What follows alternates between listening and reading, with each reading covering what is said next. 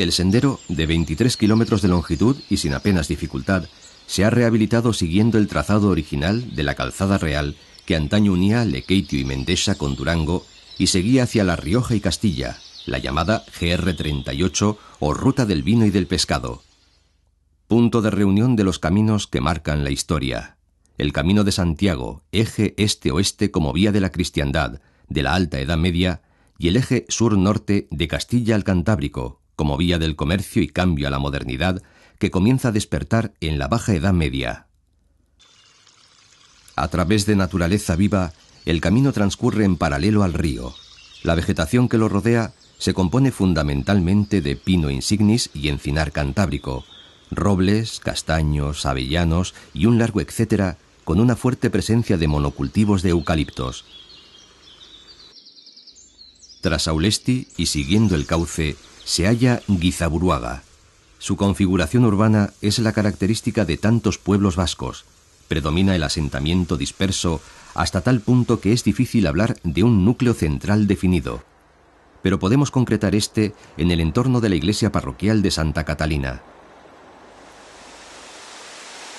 Dentro de sus términos situaremos uno de los puntos más importantes de nuestro itinerario: el complejo ferromolinero de Bengolea, en su día la ferrería más importante de Vizcaya y principal suministrador de manufacturados ferrones de Europa durante la primera mitad del siglo XVIII.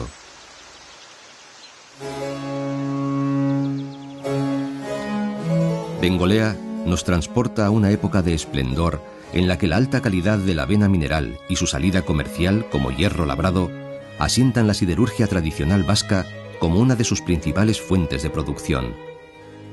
De la mano de Pedro Bernardo Villarreal de Berriz, vasco sabio y hombre de acción, asistimos a ese gran momento histórico bajo cuya inercia todavía hoy evolucionamos. Partícipe, con espíritu curioso y emprendedor, en el movimiento conocido con el nombre de los novatores, en épocas de la preilustración, supo estar atento a la realidad cultural de su tiempo y desde esa actitud expectante aportar una reflexión científica sobre su entorno inmediato. Su obra es su mejor testimonio. Nacido en Mondragón, Villarreal de Berriz vivió entre 1669 y 1740. Entre otros, fue acreedor del título de Caballero de la Orden de Santiago, otorgado por Carlos II en 1690. Como notable, ejerció el poder local en las primeras décadas del XVIII, siendo regidor de anteiglesias que hoy son municipios de la comarca de Lea y Barra. Durante sus gobiernos, demostró una especial preocupación por el fomento de la riqueza forestal, la mejora del medio ambiente y de las infraestructuras. La tierra, la ferrería y el comercio constituían la tríada ocupacional por excelencia, particularmente las dos primeras en el caso de los notables. Al ejercicio de ellas se aplicó nuestro personaje, si bien en este aspecto lo que más llama la atención es su carácter polifacético, del que son testimonio las presas de contrafuertes que realizó en distintas localidades del país, los proyectos arquitectónicos que diseñó, los barcos que construyó o el libro titulado Máquinas hidráulicas de molinos y herrerías y gobierno de los árboles y montes de Vizcaya, que escribió casi al final de su vida como compendio de sus principales intereses intelectuales. Fue por encima de todo un hombre pragmático que aplicó los métodos empíricos a los procesos de transformación que emprendió, contribuyendo en su medida al avance tecnológico de su tiempo. Su boda en 1694 con doña Mariana Rosa de Bengolea, natural y vecina de Lekeitio, le introduce en una familia de larga tradición ferrona y dispone de sus ferrerías en Gizaburuaga, en las que inmediatamente comienza a introducir mejoras. Aún en la actualidad podemos apreciar restos de lo que fueron sus dependencias y secciones. En las carboneras se acumulaba al principio de la temporada todo el carbón vegetal preciso para la campaña. Hoy nos resultan lejanos, pero términos como estoldas, mazos, barquines o cañones de agua eran utilizados en aquella época de forma habitual. Cuando Pedro Bernardo se casa, la ferrería de Bengolea trabaja fundamentalmente para los mercados de Indias. Se vende tocho en Pasajes o San Sebastián, pero la producción principal es de clavos, rejas de arado, almadenetas y otros productos que exige el mercado americano. En 1703, Villarreal de Berriz aspira a convertir sus ferrerías en ferrerías reales y oferta a la corona dedicar Bengolea a la fabricación de armas de artillería para el ejército real. En 1705 ajustó con el monarca Felipe V la fabricación de 6.000 quintales de municiones al año por un periodo de 6 a 8 años.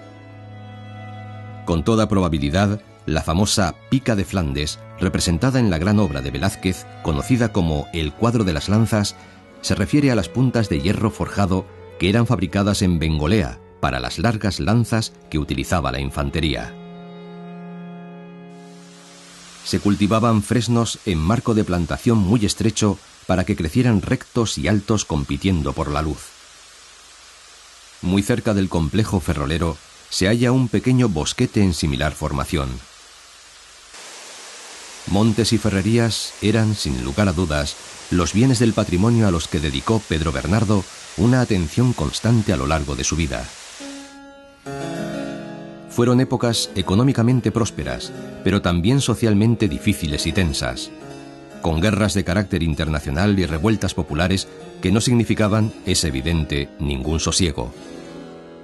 Aunque con ciertos avatares largos de contar, en el caso de nuestro protagonista, su trayectoria le fue ampliamente beneficiosa, algo que no impidió que con el devenir de los tiempos, y ya entre su descendencia, se hubiera de recurrir a préstamos hipotecarios para el mantenimiento de negocios y ferrerías.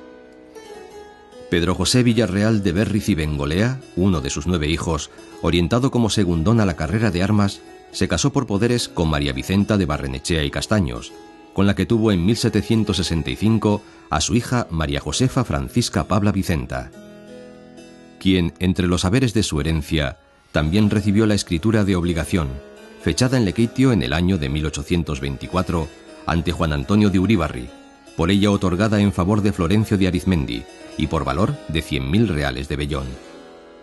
Cantidad avalada con bienes hipotecados como las 2 casas de Mendicoechea, sitas en la Puebla de Murélaga en Aulestia, la casa de Amiax, ubicada en Amoroto, y el molino de Errotabarri, radicado en Guizaburuaga. Así lo atestiguan documentos conservados en el Archivo Foral de Vizcaya. Algo que podemos considerar como un trámite más en cuanto a las actividades económicas en aquellos tiempos de familias de consolidada raigambre.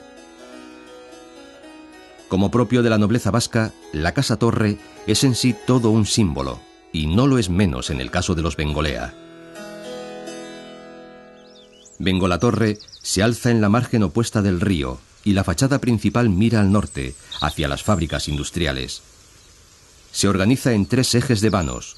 Sobre el central, un vano es coronado por el escudo de Bengolea, inscrito en cartela. Bajo la cubierta se abren una serie de vanos en el desván.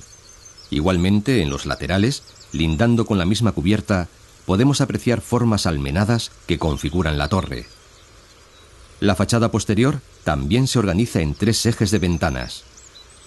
Antes de ser palacio barroco, nos consta su existencia como torre banderiza ya en el siglo XVI, y es posible que su última obra de reforma estuviera terminada hacia 1721.